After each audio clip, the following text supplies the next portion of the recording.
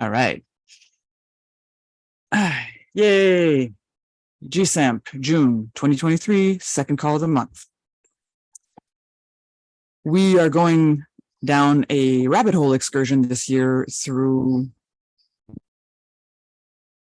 a process to help heal the split within us so that what we have perceived as our inner child, which are emotional energies that have been dissociated from the mental memories of them, so that these emotions, these raw emotions and these memories can be brought back together as one and reintegrated into the system so that whatever needs to be healed, resolved, dissolved, resolved, evolved can simply be released back to source.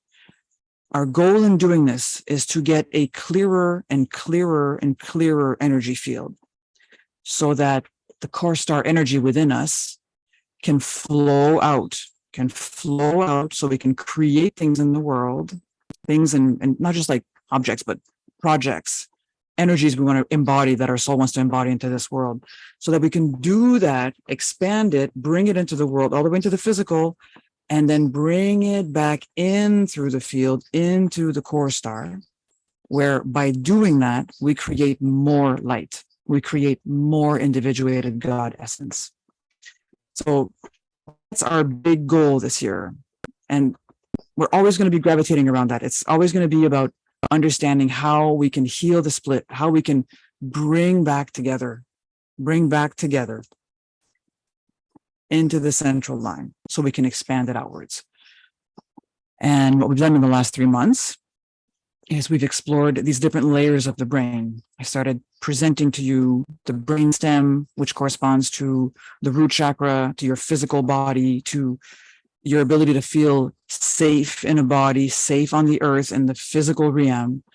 And then the limbic brain, which is the mammalian brain, which corresponds to the sacral chakra, and to all the tribal programming, all the emotional dynamics, understanding how to be in emotional relationship with the people nearest you. And then this month, we started going into the cortex, and I'm tacking on the neocortex with that, which is all about your sociality, your ability to understand how to function in the bigger world beyond only the family or the small unit tribe. Now, the programs that we carry, all the programming that we carry, it's all within the brainstem and the limbic brain. Your programs about how to be safe in the world, which correspond to your flight, fight, freeze reactions, and all your programs about emotional dynamics and how to be safe with other people, understand how to interact with other people, feminine energy teaching you how others will treat you, masculine energy treating you how to be safe in the world with others. All of these run on programs, not all yours. A lot of these programs, we inherit them. They're already in the field. They're already in the collective field. And then we get to the cortex, which is your ability to solve puzzles and figure out how to crack a nut with the rock and things like that. And that we share that with monkeys. And then we've got this neocortex, incredible part of the brain, that has the ability to self-reflect and be self-aware of ourselves. And this is where all the super long-term thinking comes from. The ability to think, I'm thinking about the natives that used to say, may every action you do consider 7 generations in the future from you, that kind of long-term thinking. And as we wake up to our galactic heritage, even way longer, bigger thinking than that. But the thing with this part of the brain, the neocortex, which is where the intuition is, which is where the imagination resides, which is where all the funky, yummy, quantum, limitless possibility stuff resides, ideally, we would understand how to function from here all the time. But what happens is, as long as there are deep-seated fear-based programs affecting our ability to feel safe in the world and around others, the information doesn't go through here first. It goes through the survival brain. You know, things happen around you. Your survival brain assesses that information, then your emotional brain, then your cortex, and then it gets to your neocortex. By the time it gets here, it's already shaped. It's already tainted. It's already been filtered through programs of what's safe and what's not, and what's this and what's that.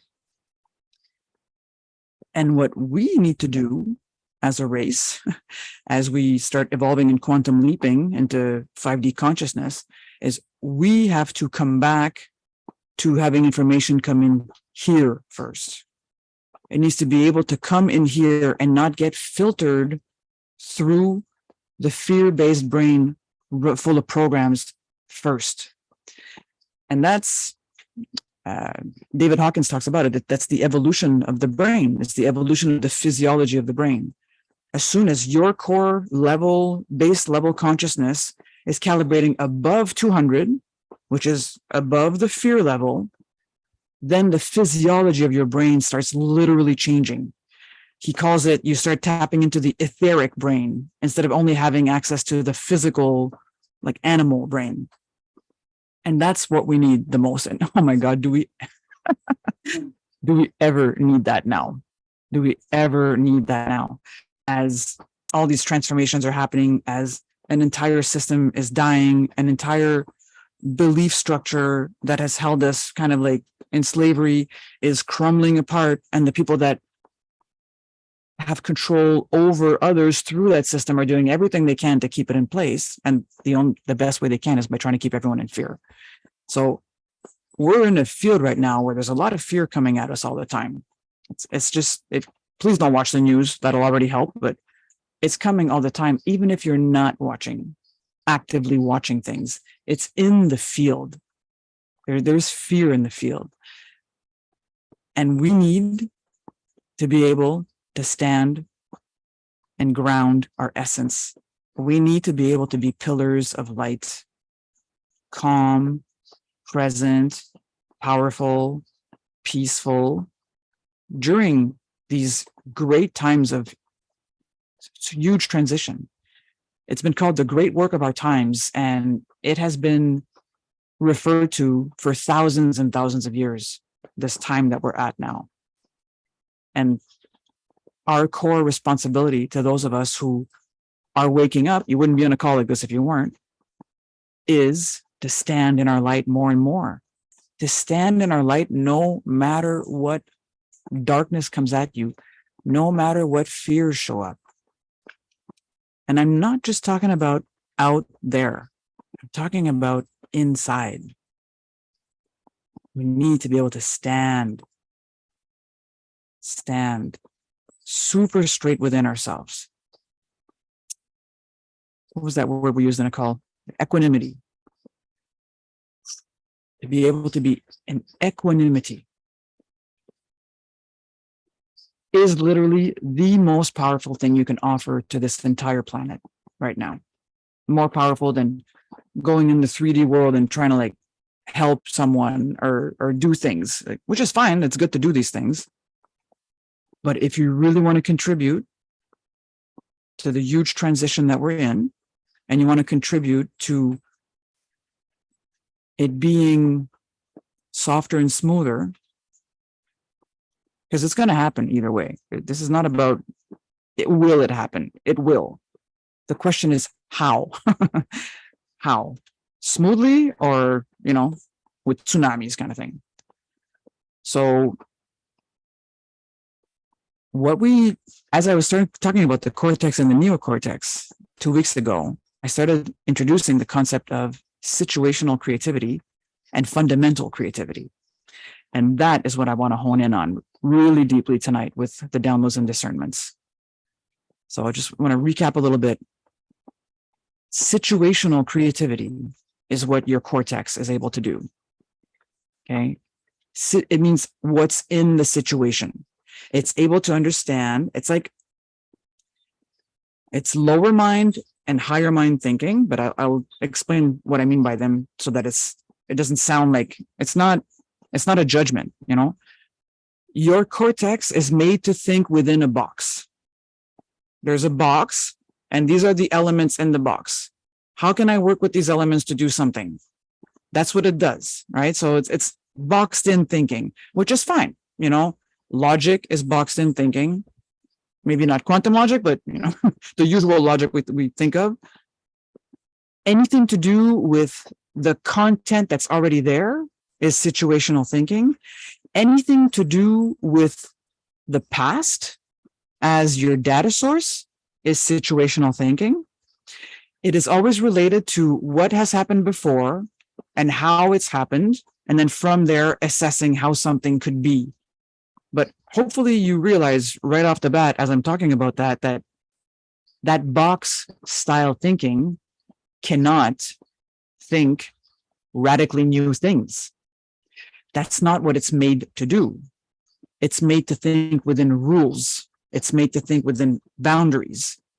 It's made to think within established contents. And that's good. We need that. We need that kind of thinking for a whole bunch of stuff in life. But, and that's human brain thinking. What we want to develop more and more and connect to more and more is fundamental creativity. And fundamental creativity is not boxed in anything. If we think of situational thinking as content related, fundamental thinking is context related. You know, so let's say there's a box and there's content in the box and there's space around the box. You're starting to get an idea of context thinking. Contextual thinking is able to see all of it. It's able to see bigger than space-time, bigger than localized consciousness. It's able to intuitively grasp things, knowledge, data that it has never seen, ever seen in the world before. That's what we want. That's where the good stuff comes in. You know, if you need to figure out how to fix your car, you need the situational logic and thinking. If you want to figure out how to create a new world that doesn't look anything like what we're in right now, you need the fundamental creativity. And that's, for lack of a better word, that's the quantum brain. That's the quantum brain, as in limitless possibilities where everything can be anything. It can be a wave 1 second. It can become a particle, transform back into a wave, become another kind of particle. It's limitless. There's a woman that calls it, her name is Rika Zimmerman. She calls quantum thinking God's infinite menu. God's infinite menu. You know, and meanwhile, here we are, you know, we have a menu and there's 8 options on the menu. And that's it. These are the only 8 options. I got to choose from these ones. And the quantum mind is like, no. Shh. Everything is possible. It's the spiritual brain would be another word.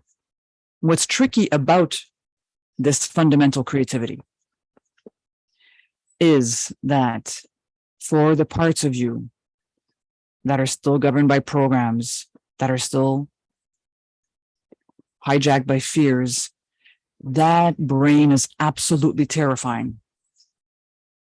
It is absolutely terrifying. What do you mean anything goes? What do you mean limitless possibilities? If you've raised a child and you don't give them boundaries, they are in distress. I learned that the hard way. You know, I had too many boundaries as a kid, and I didn't want to give my son any. And at a certain point, he was like, "I need to know what's okay and what's not. Like this is, you know, it's too much." So for the parts of our brain that need clear rules and directives, that part of the brain scares the shit out of us. And we might be like, oh, no, of course not. I love this idea of infinite possibilities. Woo-hoo, you know? Yeah, okay. Well, let's see how your brain reacts when, you know, aliens that don't look anything like humans show up, you know? not too sure that the brain wouldn't have a little freak out. Like, it's a weird example, but who knows? I think that might end up happening in the next decade or so. So when we talked about the brainstem, it was all about fear. That's where fear is processed, right? And we were talking about calming down the fear by accepting to feel the fear, by accepting that it's safe to feel. It's safe to feel. That's the mantra we kept saying in April. It's safe to feel. We feel the fear. And then the limbic brain was all about we flow the emotions. The more you're able to be present, something shows up, it scares that part of your brain that's in charge of your physical survival. Feel what's going on. Flow the emotions that it brings up. Allow them to flow. Allow them to flow. Be present. Be aware that that's going on, and be a loving energy, a loving parent to it. That's what we're doing in May.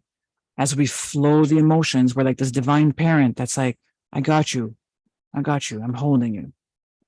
All right. So we feel the fear, we flow the emotion. And by doing that, that calms down the anxiety. That's the cortex stuff, the mental stuff. Feel the fear, flow the emotion, calm the anxiety. And then lo and behold, you get access. You get access to the neocortex. You get access to the intuition and like the empathy that's beyond just the emotional empathy, the ability to really feel what someone's going through and to be able to understand intuitively where they're at and what they're faced with. And the radical imagination that you can access through the Fundamental Creativity Center. So this is so yummy for us to touch into this and start understanding this. If there's one thing I can teach you that you keep, it's that when your body goes into a reaction, that you just remember to get present and actually become responsive, actually become responsible, because you understand what's happening. Oh, there's fear coursing through my body. Okay, let me feel it. Let me know it. Let me tell that fear that it's safe to be there. And the emotional reactions, like that emotional layer of the defense structure, kicks in. Oh, I got you. I got you. And then the anxiety, calm it down. And then all of a sudden, that's the three first processors. All of a sudden, boom, you have access to the fourth processor, which would sound something like, okay, so now what do I do about this? What do I do about this? You're like fully there, fully present. What can I do about this right now? And this is the beauty of fundamental creativity. Understanding your brain asks the question. It does not answer. Intuition is not in the brain. Intuition is in the auric field. Intuition is your soul and your spirit broadcasting, sending information, and your brain receives it and broadcasts it to the system. And this is this wonderful thing to understand. There's such a thing as human-based thinking that are coming from the first three layers of the brain. And then there's spirit-based thinking, which comes in from the aura and the spirit, from the higher frequency energy fields, and comes into the brain and gets broadcast through the brain, through the glands and the pineal and this and that. Imagine if you could learn to just do that, to calm down the fear, flow the emotions, stabilize the mental anxiety, and then ask the question from the intuitive brain. Ask the question and allow your higher wisdom and your higher mind to drop in the information, and then you broadcast that to the body. It's safe Everything's okay. I got me.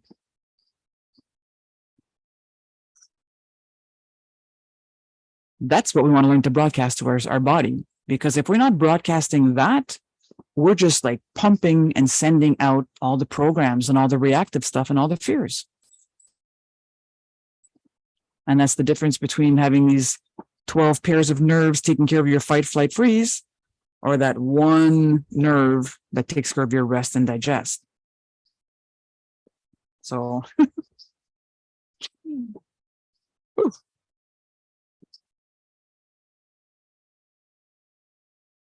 yeah. So I'm going to have fun honing in all the downloads to really having that discernment between the box thinking and the expanded thinking. And we're going to play a little bit with the chakras too. And let me see, is there anything else I want to say before we go into... Oh, yes, there is something I want to say. All the thinking we do from the human brain, as opposed to the spiritual brain, it's all based on the past. It's always based on the past. You know, these programs that we created are based on actions and things that repeated in the past. All situational creativity and situational thinking is based on the past.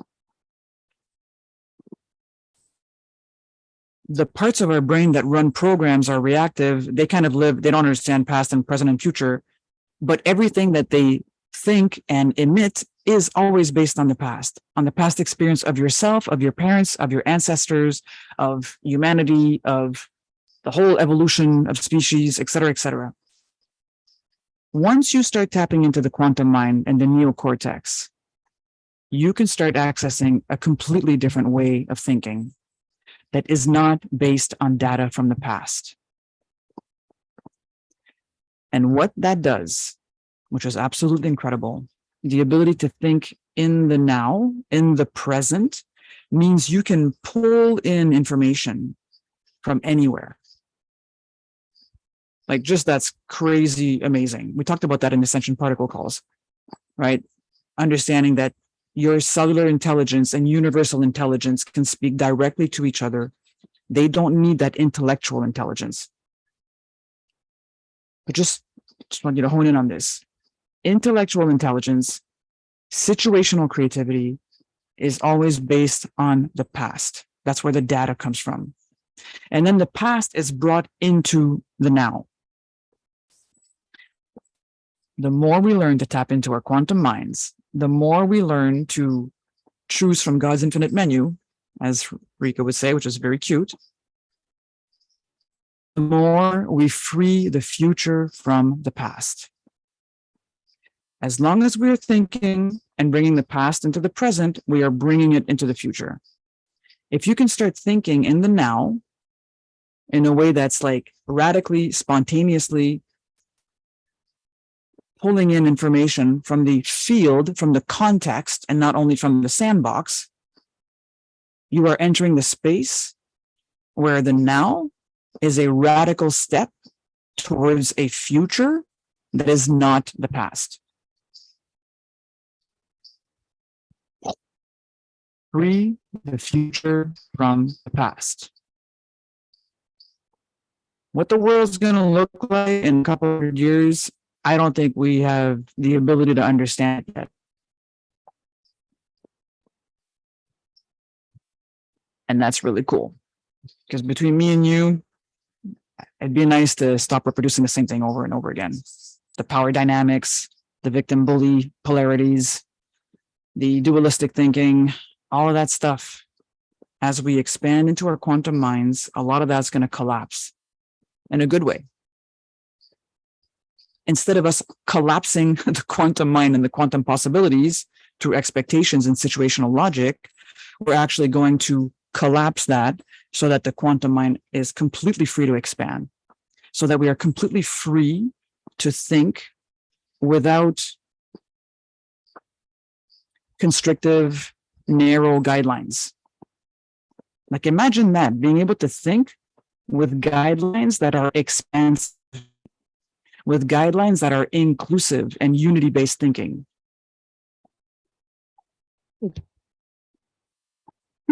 Yeah, getting excited. Woo. All right. We're going to go into some downloads. And have a little chit chat at the end. We have time because we started a bit late. Yeah, it's going to be a good 45 minutes worth. So get comfy. If you need to do anything, glass of water, change positions, do whatever you need to do. And I look forward to starting this in a couple of minutes. If you're watching this from YouTube, come join us. Information below the video on how to reach out to me.